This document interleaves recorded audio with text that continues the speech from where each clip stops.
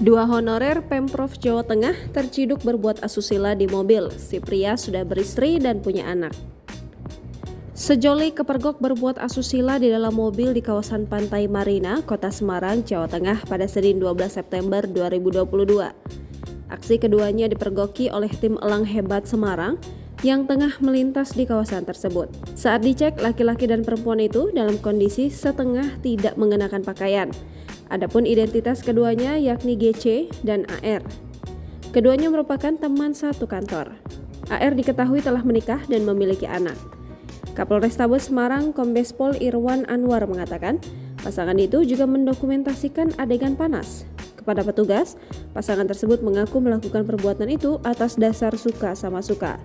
GC mengaku telah menjalin hubungan dengan AR selama lebih kurang 2 bulan. Sementara itu, AR mengaku sudah memiliki anak berusia 2 tahun dari istri sahnya.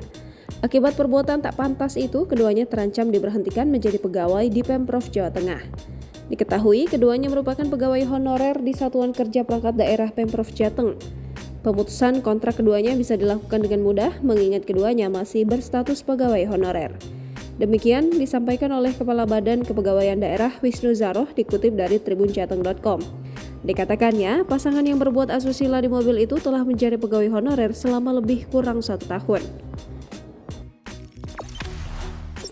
Jangan lupa subscribe, share, komen, dan like ya!